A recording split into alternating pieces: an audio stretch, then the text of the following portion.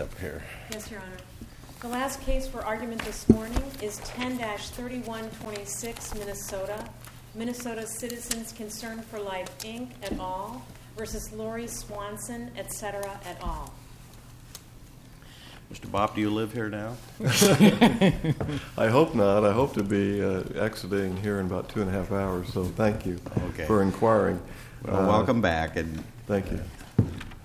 First, we would like to withdraw, waive, or dismiss, I don't know the proper terminology, our appeal to the definition of independent expenditures found at 10A.01 sub 18, which begins at page 56 of our brief, and I think I can report that the appellee has no objections to that. That would leave... Gilbert, is that true? That would leave two principal issues. First, the corporate ban on independent expenditures and requiring that any corporate independent expenditures be done by a political fund. And second, the corporate ban on contributions, limiting corporate contributions to what is called conduit PACs, over which the corporation has no control. Now, the corporate ban on independent expenditures we believe is directly contrary to the decisions of the United States Supreme Court in Buckley, Mass Citizens, and most recently Citizens United. The court in Citizens United held that there is no compelling interest in prohibiting corporations from making independent expenditures, and they overruled the Austin case, which had accepted the notion of a corporate corruption interest, which meant that corporations, and I think by extension labor unions, could be prohibited from any involvement in political activity, whether it be contributions or expenditures. Let me ask you something, Mr. Bob. One of the concerns I have is in Citizens United, the Supreme Court approved the disclosure requirements of the federal statute. Yes, a one-page report. But they are. What do you think are the material differences between what you had to disclose, both in terms of timing, number, or I don't think there's any material differences between the PAC regulations that Citizens United condemned on page 297. No, I'm talking about the ones they approved. They approved. Oh, they approved a one-page report. But don't they have to file it several times a year, assuming they have sufficient contributions? No. It's a one-time report that is event-driven. That is, if you spend more than, for instance, $250 on an independent expenditure, you file a one-time, one-page report, lists the name, address of the organization, it lists the expenditures that are made, like the vendor who does the independent expenditure, and then any contributors who gave money for the purpose of the independent expenditure. It's done once, one time. Now that is you compare that with a PAC.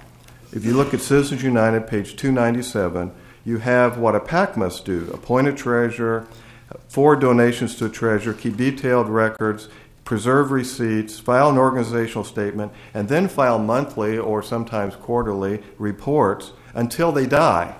Until termination. Those are the things that Citizens United condemned as saying those were burdensome and onerous. It's actually speech by a separate entity, a PAC, not the corporation, and that you could not require that corporations doing an independent expenditure do it through a PAC. Now, if you look at Minnesota's requirements, these are found on pages 10 and 11 of the slip opinion. They're the same. That is, appoint a treasurer, preserve records, file 5 reports during the period, keep certain records, be available for audit, eventually file a termination report when you die, if you will. In other words, this would go on for years, that you would be filing these reports, even though you might only do a one-time independent expenditure. Now, in the two cases, not only Citizens United, but Mass Citizens, where they approved corporations doing independent expenditures, Mass Citizens also condemned the requirement that it be done by a PAC and said that this one-time, one-page reporting on that event met the informational interest that the state has. So you have, now, secondly, the court in Citizens United also condemned the PAC requirement because they said it was a prior restraint. The response we have from the district court said, first, she tried to distinguish the requirements between Minnesota and federal law by also pointing to other requirements of federal law that apply to PACs: corporate prohibition, contribution limits. Citizens United didn't cite those when they condemned the PAC requirement as being onerous and burdensome. Now, secondly, she tried to distinguish Citizens United's statement that requiring it to be done by a PAC is a prior restraint by saying, well, under Minnesota law, you can file your registration after you do your report, after you do your independent expenditure. Well, that's the same requirement that we have in federal law. When you do a $1,000 or more independent expenditure, a PAC does, a $1,000 or more, that triggers PAC registration that you can do 10 days later. So there is no difference between the post registration that exists in federal law and the post registration that exists in Minnesota law. The prior restraint point is not when you have to file your registration. The prior restraint point is you have to jump through all these hoops.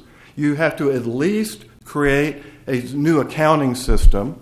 Well, but is your argument that it is so burdensome that certain corporations, particularly maybe smaller corporations or less profitable corporations, are not going to jump through all those hoops? Yes, and Citizens United pointed out there's about 2,000 corporate PACs, and there are millions of corporations.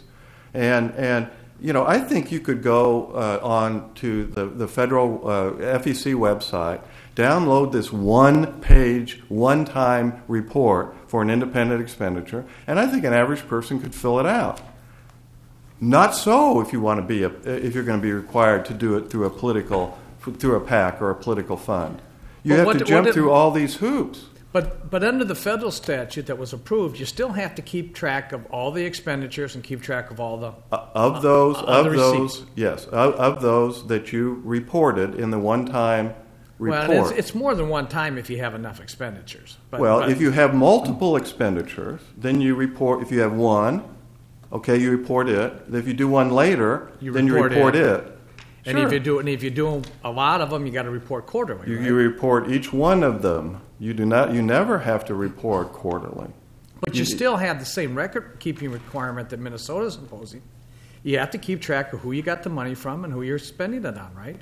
Well, how's that any different than what Minnesota's requiring? Because this is an organization-wide requirement that is not tied to the independent expenditures. So a year later, you're going to still be filing reports, even though you're not doing any independent expenditures. When you decide that you want to terminate, you have to fulfill the requirements of the termination statute. Which is to check a box, right?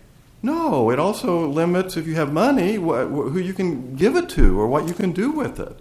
So it's a difference between reporting on an event or requiring, as Citizens United said, creating a new organization with all sorts of organizational trappings, burdens. And here we have Mass Citizens that said the disclosure interest, the informational interest, is satisfied with a one-page report. So why go through all this? What's the justification for having an organization report next year or 10 years from now no activity because they continue to file reports, and when the interest is satisfied by a one-page report? But I do think Citizens United. Does Minnesota provide for any cutoff date or drop dead date? In other words, once you enter into this process, can you ever get out of it? You can file a termination report, and then you have to jump through the hoops on if you have any money. what can be done with them. We of course raised a question of whether or not you can. What do you do with the money?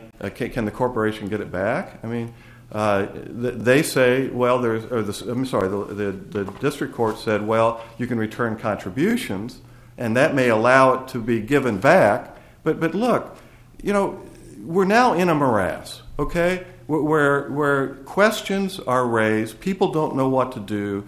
They've got to examine multiple provisions of a large statute in order to figure this out. I think Citizens United also speaks to that the burden is not, can you comply with it? But aren't we suppressing speech because we're imposing the need to get an accountant? You got to, at least set up a new and separate chart of accounts for this committee. You got to at least do that. Well, you don't have to have a committee, as I understand it. Well, it's the fund. That's what I refer to as the committee. But if you're 3M, let's say, 3M can give direct contributions, can they not? I mean, independent expenditures, can they not? They can give a direct contribution to a political fund that does independent expenditure. Yes, they can do that. And all they have to do is disclose who they gave it to, right? I mean, that's not an onerous burden. MCCL, the organizations I represent, in order to do an independent expenditure, must create a fund. In order to do that, it's called a political fund. It has every of the attributes that Citizens United identified with a federal PAC that they said was onerous and burdensome. And in contrast to what they approved, which is a one-page, one-time report. Why go through all this?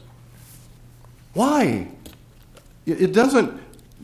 The information is provided by the one-time report. Well, the problem. What is our review? Is your position this is a strict matter of law, de novo review? Well, I mean, are we doing strict scrutiny here? Oh yes, certainly are. The PAC requirement. The court said on page 898 is subject to strict scrutiny. Does that also apply to what Judge Malloy was asking you, where they can just make their donations and report it later? Do we look at that with strict scrutiny? Well, the requirements of the political fund is strict scrutiny. Now, because they have every trapping of a federal political committee that the Citizens United Court identified and condemned. So we have identical type entities, and we have not challenged, nor would we or should we, the permission of a corporation to contribute to a political fund. There's no problem with that. What we're saying is that the entity itself, without having to create a political fund, should be able to do what you can do under federal law right now, which is simply write a check for an independent expenditure. Just pull out the corporate checkbook, write the check, and then within 24 or 48 hours, you file a one-page report. That is what federal law, and that is what was approved in Citizens United. But I maybe I'm misunderstanding, but I thought that under the Minnesota statute, the corporation could do that. They could write a check. Yes. And all the Minnesota statute does is how you account for that on your books and records. You have to have a separate, in your Quicken program, so to speak, a separate account for those political contributions, and you got to report them. But am I wrong about that? Yes, you're wrong. There are dozens of other requirements on this entity called a political fund. Well, no, I'm not talking about the political fund. I'm talking about the corporation, the independent expenditures that the corporation. I think he's talking about making a donation to an independent, like you another mean somebody PAC, else's somebody else's PAC fund. Somebody else. They can make a donation to somebody else's PAC. Well, you're the one who's. But then they're only a contributor. They are not speaking for themselves in favor or against a candidate. That is what an independent expenditure is. I mean, if you're going to give to someone way over there, well, then they're the one that's speaking. Now, it's the same problem that they have to create this political fund within themselves, a separate organization that has all these trappings. when Citizens United approved them writing a check to a vendor to do an independent expenditure that's in their own speech. And what these, so a political fund, it's a political fund speech. If it's Joe Blow over there that you're giving money to, it's Joe Blow's speech. All right? Are you going to address your issue too? I would like to. Thank you. Thank you for the opportunity. We have two principal concerns about the corporate ban on contributions. The first is that the rationale and reasoning of Citizens United means that corporate contribution bans are unconstitutional. Now, we're fully aware. Here's my problem with that. You have Beaumont, you have Austin, and I'm other fully cases. Fully And aware of that. We as an appellate court get reminded often by the Supreme Court, until we reverse it, you follow it. I'm fully aware of that. How did your argument get around that? Well, our argument it takes us to the second complaint. The second complaint is that what was essential to the holding in Beaumont was that there was a PAC that the corporation itself controls and decides where the contributions go. That meant that the corporation was not banned from making contributions. It had a acceptable means for contributions. Obviously, Citizens United said it's not acceptable for independent expenditures, but for Beaumont says it's an acceptable means for contributions, and so it's not a ban. They can still contribute through this other entity. Well, here you can't. You cannot set up a political fund for contributions. You have to set up what's called a conduit fund. In a conduit fund, the employee that contributes to it must designate the recipient, the candidate recipient of his contribution. So the corporation has no control over the contributions, and therefore the corporation is banned from contributing. And surely all of these cases say, including Beaumont and recently the Randall versus Sorrell case, and most recently Citizens United, is that a complete ban on corporate speech is unconstitutional. So Beaumont approved this PAC method because the corporation controls the PAC and decides who gets the money from the PAC. Minnesota does not allow that, which makes it a ban, and bans of speech are unconstitutional. Thank you. Thank you. Mr. Gilbert, good afternoon. Good afternoon. The state of Minnesota has significant differences with Mr. Bopp's rendition of Minnesota law, and I'm going to try to fill in the gaps in terms of what Mr. Bopp has indicated. But first of all, I want to remind this court that this is an appeal from the denial of a preliminary injunction. And the district court, in denying that motion, thoroughly analyzed all aspects of plaintiff's claims, and at that time it numbered 5 claims.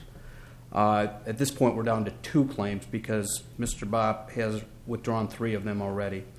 But the district court thoroughly analyzed all of the claims, including the 2 that remained, and properly denied plaintiff's motion, and certainly did not clearly abuse its discretion or otherwise err, which, of course, is the applicable standard review for this court. Plaintiffs simply have not and they cannot show a likelihood of success on the merits, which, of course, is a threshold condition for them to be able to prevail on their motion for preliminary injunction. One thing I do agree with Mr. Bopp about is that this case does focus on Citizens United. There's no doubt about it. And Citizens United, I'm sure you're familiar with it, is very, very clear in terms of what it did. It decided 2 issues, 2 very significant issues. First of all, in a 5-4 vote, the court held that corporations can make independent expenditures advocating the election or defeat of a candidate. But just as importantly, and in our view even more significantly, it concluded by an 8-1 vote that disclosure, disclaimer, and related requirements are an essential and constitutional requirement regarding independent expenditures to ensure an informed electorate and fair elections. By this case and their motion for preliminary injunction, and with all due respect, we think in a very convoluted way, plaintiffs are attempting to gut the disclosure requirements of Minnesota law so that they can make independent expenditures without disclosing the very information to the public that Citizens United found to be essential by that 8-1 vote. Well, I don't think there's any doubt that the state has a very significant interest in disclosure. What is it about how burdensome this is? I mean, to me, the ultimate issue, and what Mr. Bob's arguing is that as compared to Citizens United, this is too burdensome. Could be done in a much more efficient way, and of course, under strict scrutiny, and that's another question, are we on strict scrutiny? Does that, could there be a lesser impediment to reporting this? Your Honor, first of all, this is not strict scrutiny, and that's what Citizens United stood for. It said very specifically, as you just indicated, that there is a compelling interest in the public being informed about the sources of election-related spending, which would help make informed choices in the marketplace for the citizens. But the court went even further than that, and I think this is really significant, too, to show the breadth of this opinion. But it said, and I know you're familiar with it, but it referred to shareholders as well as members of the electorate.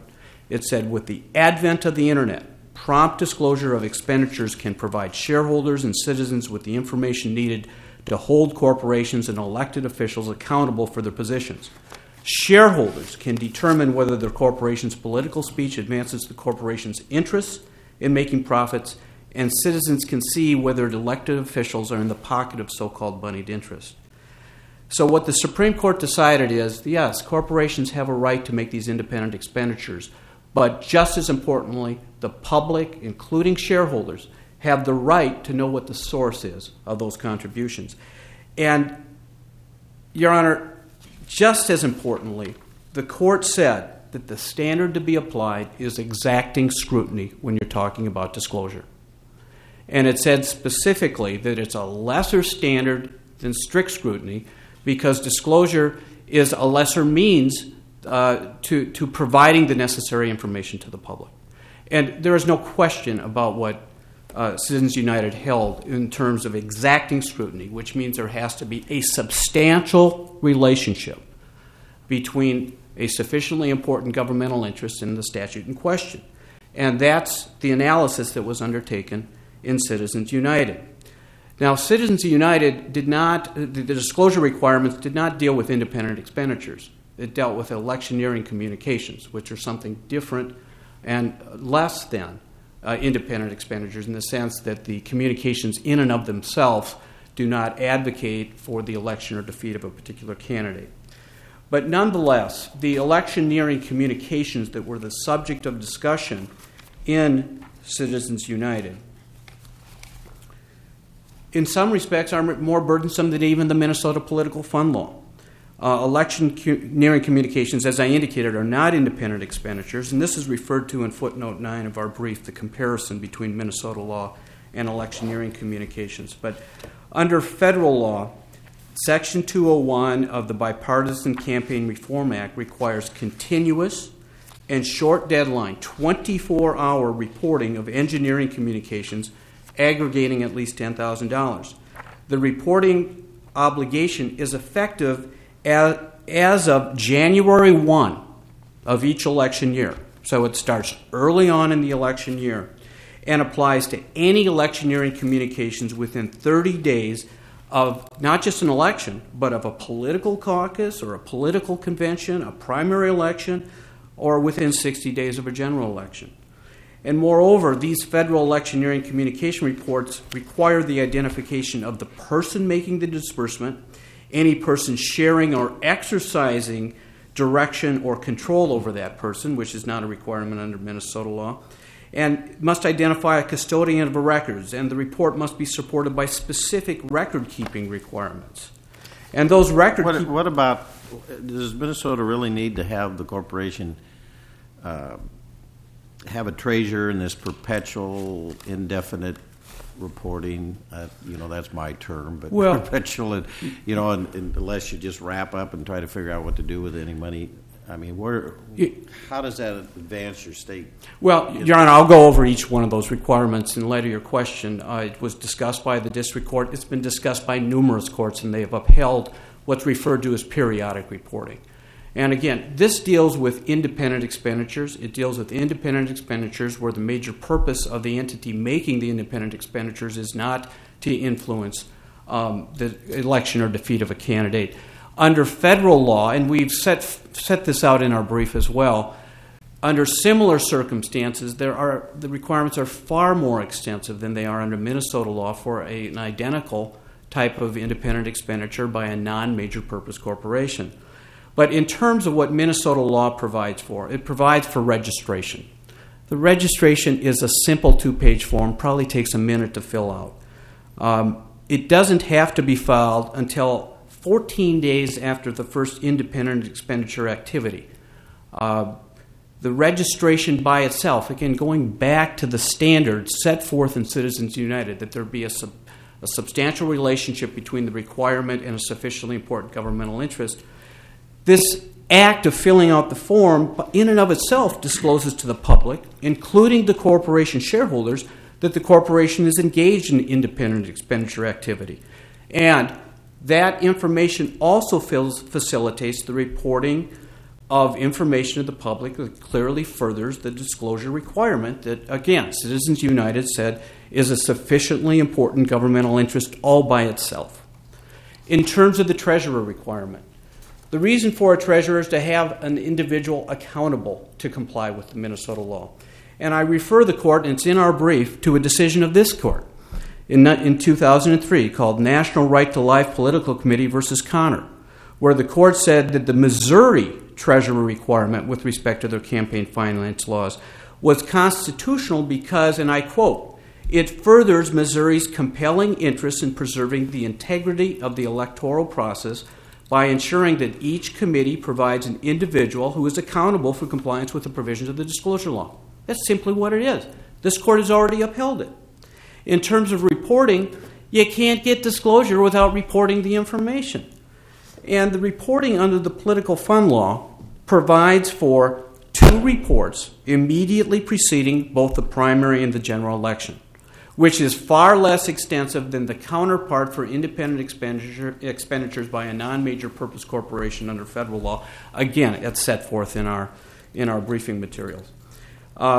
The periodic reporting requirement has been upheld by numerous courts, including the Brumsicle Court, the Ninth Circuit after Citizens United, including significantly the Speech Now case, which was decided by the D.C. Circuit Court of Appeals, again after Citizens United, again relying on Citizens United, which actually upheld the more extensive PAC requirements that Mr.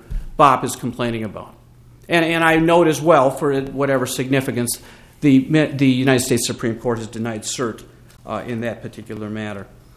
In terms of record keeping, you have to keep records just to ensure that there's compliance with the law. And I note as well, and the district court did this in its opinion very thoroughly, a corporation has to comply with corporate law, has to comply with tax law, no matter how big or little it is. It has to comply with these laws. And the bookkeeping and record-keeping requirements are no different. And I've already referred you to the federal provision that requires record-keeping. It's more extensive than Minnesota law. And certainly you can't say that Minnesota law is any more significant or extensive than that federal requirement. And again, that's referred to in our brief.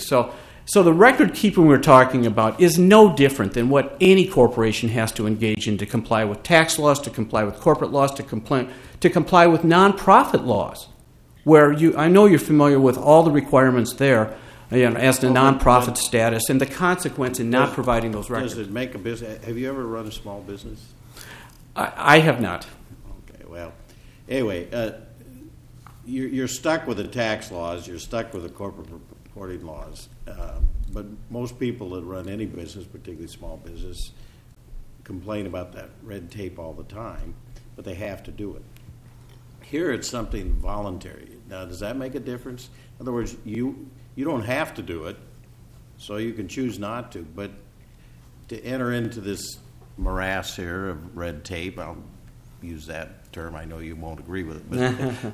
But to do that, you have to say, well, I think so much of this candidate or this policy or whatever that I'm going to start this, get into this bureaucracy to do that. Why does that not, under any scrutiny, Your Honor, chill the run-of-the-mill corporation from entering into that? Yeah.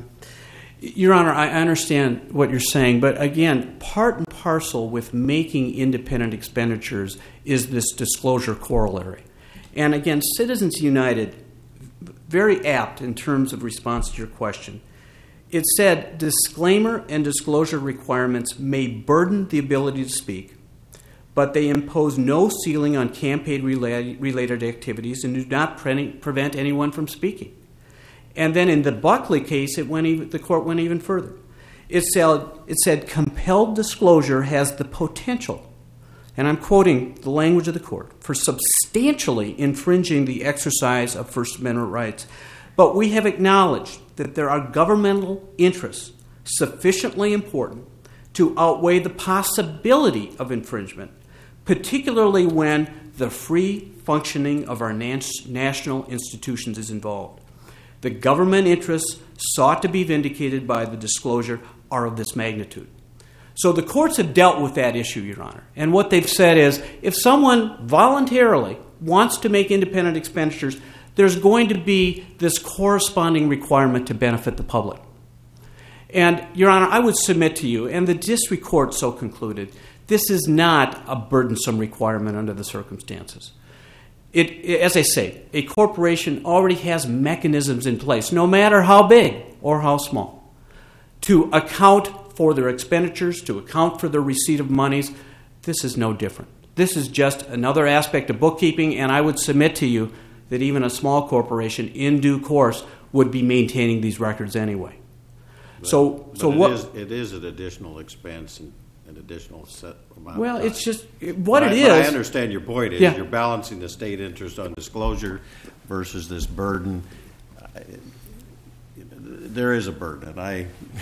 Well, there's always the question is how in that balancing Yeah. act, is the burden too great or is the burden? Again, the standard is there a substantial relationship between a sufficiently important governmental interest and the law in question?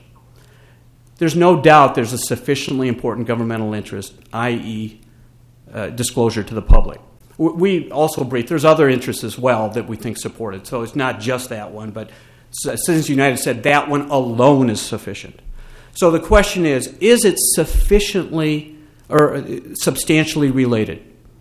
And in our view, it is. The Ninth Circuit found it is. The D.C. Circuit found it is.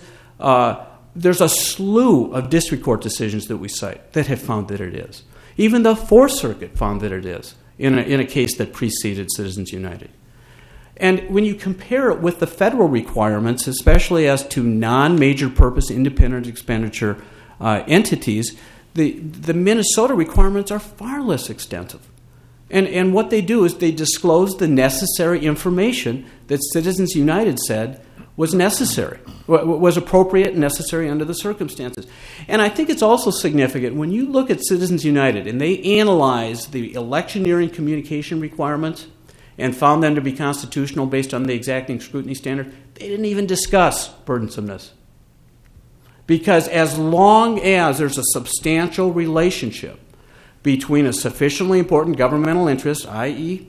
disclosure to the public, and the state law, that's the end of the inquiry.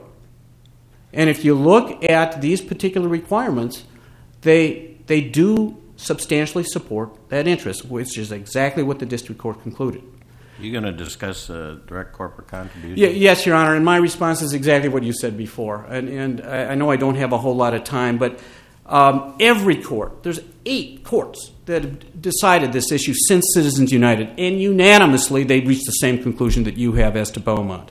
Oh, I didn't say I'd reached a conclusion. I was just telling you what I thought the problem Mr. Bopp had. Then I'm overstating. So I'm sorry. I apologize, Your Honor. But at least the question you asked. Other courts have gone further than just asking the question. They have actually concluded that Beaumont is still good law. And it's good law for a number of reasons, including the fact that, with all due respect, and I believe you mentioned this in your question to Mr. Bopp, this court doesn't have the authority to say, well, I think implicitly the Supreme Court overruled. First of all, they didn't implicitly overrule Beaumont. In fact, they distinguished the Beaumont situation, or at least a Beaumont rationale, referring to Buckley in particular. But even if there was some doubt about it, this court doesn't have the ability, and the case law is clear, and we cited in our brief, that you can't say, well, we think they implicitly overruled. The Supreme Court has been very clear about that in saying that lower courts should not make that kind of implicit determination. The Austin case as well was not overruled in terms of the distinction between labor unions and corporations. And we briefed that extensively in our brief as well, Your Honor. So neither of those cases were overruled. It's inappropriate to assume or to suggest that they were implicitly overruled. So on either ground, it wouldn't be appropriate to disturb those decisions. Those are binding precedent. And again, the Smithson case, which is a case out of the Iowa District Court, reached a similar conclusion as well within this circuit. Your Honor, I've got a couple of minutes left. I want to make it really clear here what Minnesota law allows in terms of independent expenditures. It was only in response to the Citizens United case that the Minnesota legislature during the 2010 session passed a law that allows a corporation to make independent expenditures in either of two ways. One would be just to contribute money to another independent expenditure political fund, or to an independent expenditure political committee, again, whose major purpose is to engage in that activity.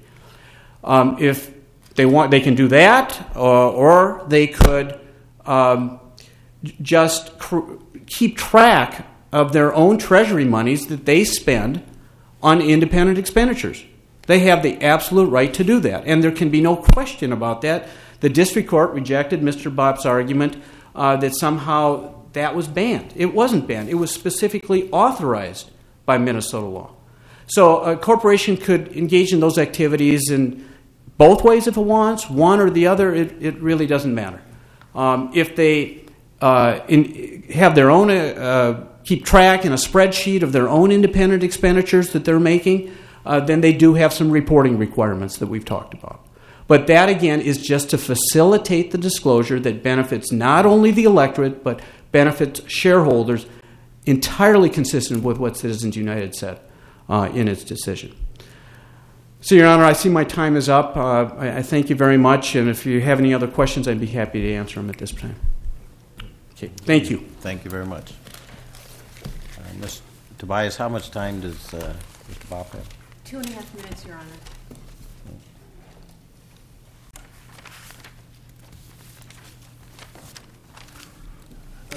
Unfortunately, what Minnesota did not do after Citizens United is repeal its ban on corporate independent expenditures. That is still in their law. And the only way you can do this is to set up another organization called a political fund that has all the trappings of a political committee. And so what's at stake here is you just can't read the end of Citizens United and come to a conclusion about what it held. You also have to read pages 897 through 899, where they condemn the PAC option. This is a PAC option. I guess you seem, you and opposing counsel seem to be at cross purposes here, and I want to make sure I understand what you're saying. Mm-hmm. The state's attorney says that you can either give money, if you're a corporation, you can give money to the Elect James Bopp Committee, or you Independent Expenditure Fund, yes. Or you can go out and produce your own Elect James Bopp ad. And you're claiming you can't do that? No, you have to create a political fund, and it has to be, you have to write the check to the political fund, and that political fund has all the trappings, including registration, appointing treasurers, periodic reports ad nauseum, as the federal PAC requirements that Citizens United expressly addressed and condemned. So then, rather than the corporation simply writing a check to the vendor for the ad, to the newspaper for the ad, and then placing, I represent people that do these things, and then placing that vendor invoice in a file. That's all. That's it. That's all you have to do to do a corporate independent expenditure under Citizens United. And then you file within 24, 48 hours a one-page report that has all the disclosures that they say they want. The name of the organization, their address, what the independent expenditures were, and any contributors that gave for that purpose.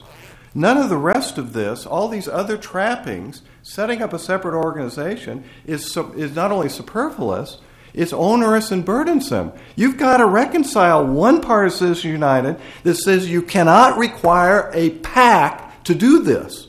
Corporations are free to do this themselves, and the disclosure requirement. And the only disclosure requirement they upheld is a one-page report. The very report in the independent expenditure context that they approved in Mass Citizens. Also, a one-page report that is filed to report the expenditure. I see my time is up. Thank you. Thank you very much. It's quite interesting case. It's very timely. I know Minnesota has struggled with this, but I thank you for your arguments. Very well presented, both in brief form and oral argument, which is helpful to the court.